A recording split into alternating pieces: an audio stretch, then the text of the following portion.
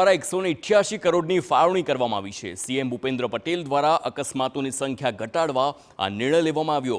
અકસ્માતમાં સંભાવનાગ્રસ્ત માર્ગો પર સલામતી વધારવાનો આ નિર્ણય લેવામાં આવ્યો છે। વળાંક સુધારણા અને ક્રેશ બેરિયર તેમજ સ્પોટ વાઇન્ડિંગ વગેરે માટે 100 કરોડનો ખર્ચ પણ કરવામાં આવ્યો છે। તો 4 અને 6 લેન રોડ પર એન્ટી ગ્લેર સિસ્ટમ માટે 87 કરોડની ફાળવણી કરવામાં આવી છે।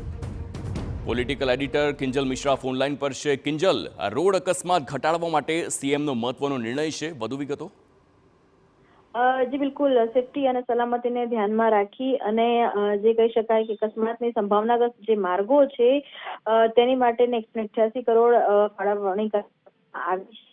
કરીને જે પણ વળાંક વાળા જે કહી શકાય માર્ગો છે તેના સુધારણા માટે, ક્રેશ બેરિયર માટે અને સ્પોટ ફાઇન્ડિંગ માટેના જે કામો છે તે માટેની આ ફાળવણી છે તે કરવામાં આવી છે। 3 અલગ અલગ તબક્કા છે તે રાખવામાં આવ્યા છે કે જેની અંદર 4 લેન અને 6 લેન માર્ગોને પણ ધ્યાનમાં રાખીને એન્ટી સિસ્ટમ છે તેની પણ કહી શકાય કે ધ્યાન રાખીને તેની પણ રકમ છે તે મંજૂર કરવામાં આવી છે।